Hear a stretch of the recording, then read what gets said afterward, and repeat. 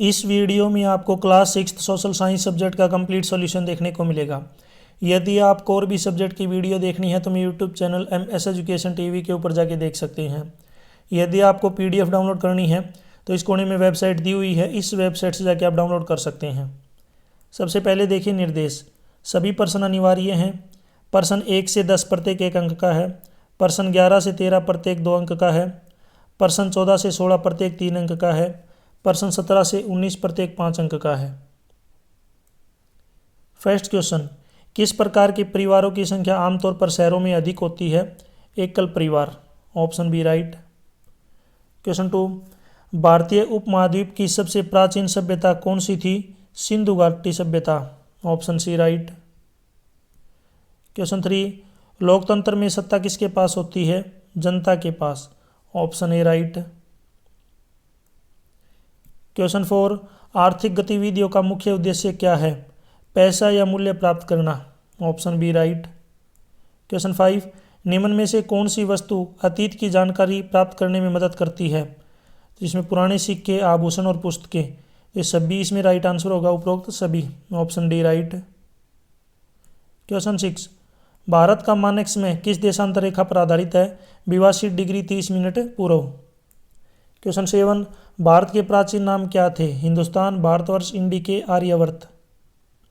Question 8, Bharat के दक्षिण में स्थित महासागर कौन सा है?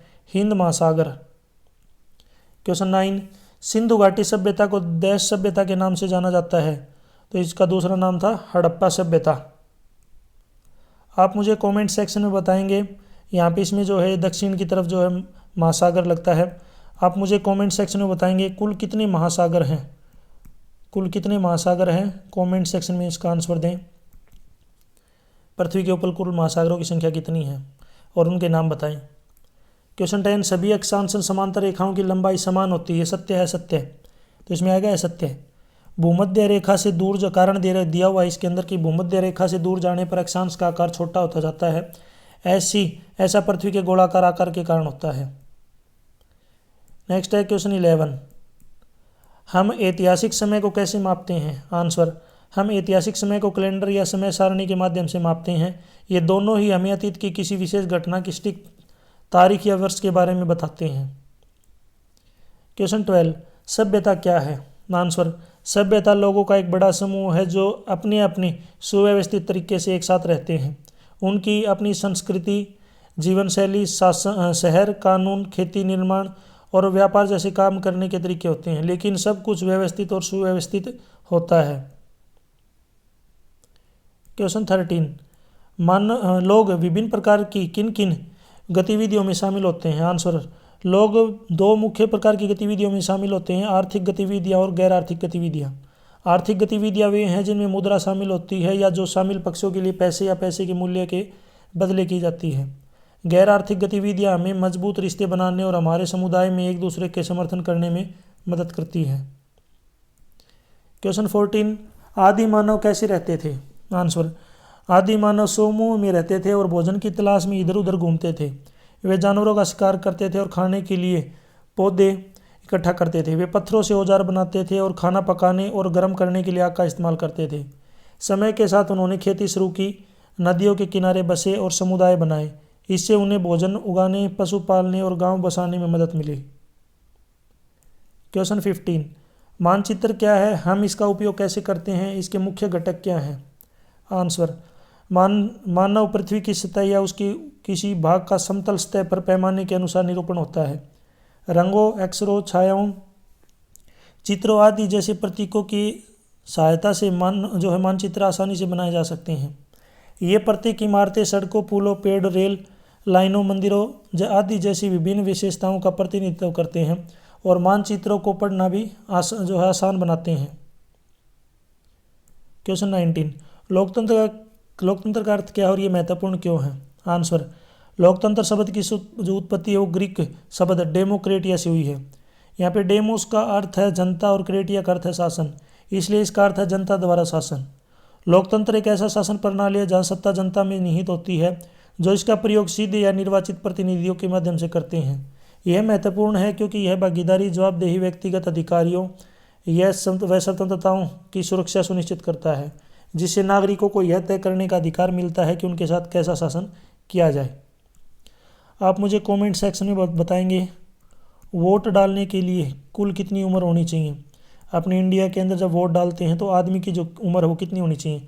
यहाँ पे मैं ऑप्शन दे देता हूँ 16 से ले जो है कमेंट सेक्शन में बताएंगे 16, 18, 20 या 21, यानी कि वोट डालने के लिए कितनी उम्र होनी चाहिए। कमेंट सेक्शन में बताएं कि कम से कम इतनी उम्र का जो व्यक्ति है वो वोट डाल सकता है। क्वेश्चन 17, क्या हम इतिहासकारों की तुलना जासूसों से कर सकते हैं? अपने उत्तर के समर्थन में कारण दीजिए। आंसर, हाँ, इतिहासकार और जासूस दोनों ही सत्य को उजागर करने के लिए जांच करते हैं। यहाँ पे पहला है इतिहासकार और दूसरा है जासूस। सबसे पहले देखिए बात करते हैं इतिहासकार। इतिहासकार अतीत की घटनाओं पर काम करते हैं। जासूस भूत, वर्तमान और भविष्य की घटनाओं पर काम करते हैं। इतिहासकारों द्वारा प्रयुक्त सुरागों को स्रोत कहा जाता है। जासूसों द्वारा इस्तेमाल किए गए सुरागों को साक्ष्य कहा जाता है। नेक्स्ट है इतिहासकार वे डायरी, प्रविष्टियों, मौखिक इतिहास दस्तावेज आदि का उपयोग करते हैं। जासूस वे DNA, उंगलियों के निशान, खून के धब्बे आदि जैसे सुरागों का उपयोग करते हैं। इतिहासकार वे स्रोतों का विश्लेषण ऐतिहासिक घटनाओं को समझने के लिए करते हैं।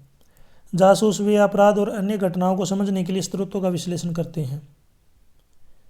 क्वेश्चन 18, सिंधु घाटी सभ्यता की मुख्य उपलब्धियां क्या थी? आंसर, सड़कों और जल निकासी प्रणाली के साथ अच्छी तरह से नियोजित शहरों का निर्माण करना, जल प्रबंधन के लिए कुओं और जलाशयों जैसे प्रणाली विकसित करना, अनाज, दालें, सब्जियां, फल और कपास उगाई, पाले गए पशु यानी कि जानवरों को पालना, मिट्टी के बर्तन और आभूषण सहित सुंदर शिल्प और व्यापारिक वस्तुएं बनाना, एक लेखन प्रणाली का होना, भले ही आज हम उसे पढ़ नहीं सकते। क्वेश्चन 19, सरकार के 3 अंग कौन से हैं? उनकी क्या क्या भूमिकाएं हैं? सरकार के 3 अंग है। पहला है विधायिका, यह कानून बनाती है और कभी कभी पुराने कानूनों में संशोधन तथा वर्तमान कानून को निरस्त भी करती है। यह कार्य जनता के प्रतिनिधियों द्वारा किया जाता है। नेक्स्ट है कार्यपालिका, यह विधायिका द्वारा बनाए गए कानूनों को लागू करती है। इसके अंतर्गत राष्ट्रपति, प्रधानमंत्री या मुख्यमंत्री, मंत्रीगण ऐसी एजेंसियां आती हैं जिनका दायित्व कानूनों को लागू करना होता है। ये देखते हैं कि कानून का पालन किया जा रहा है। नेक्स्ट है न्यायपालिका, यह इस बात का निर्णय करती है कि क्या किसी ने कानून तोड़ा है, यदि तोड़ा है तो उस पर क्या कार्रवाई की जाए या फिर आवश्यक हो तो क्या दंड दिया जाए। कभी कभी यह जांच भी करती है कि क्या कार्यपालिका द्वारा लिया गया कोई निर्णय ठीक है या नहीं है, अथवा विधायिका द्वारा पारित कानून सभी के हित में है या नहीं। यहाँ तक वीडियो अपनी कंप्लीट हो चुकी है। वीडियो अगर अच्छी लगी है तो इसको लाइक करें, अपने दोस्तों के साथ ज़रूर शेयर करें। और भी वीडियो देखनी है तो मेरे YouTube channel MS education TV के ऊपर जाके दे सकते हैं। आप मुझे कमेंट सेक्शन में बताएंगे भारत में कुल कितनी हाई कोर्ट हैं। आप मुझे कमेंट सेक्शन में हाई कोर्टों की संख्या बताएंगे, कुल कितने हाई कोर्ट हैं। PDF डाउनलोड करनी है तो इस कोने में वेबसाइट दी हुई है, इससे आप डाउनलोड कर सकते हैं। या आप मेरे से कॉन्टैक्ट करना चाहते हैं, कोई हेल्प चाहिए, तो वीडियो के डिस्क्रिप्शन में सोशल मीडिया के लिंक है, वहाँ से आप कनेक्ट हो सकते हैं मेरे से। Thanks for watching.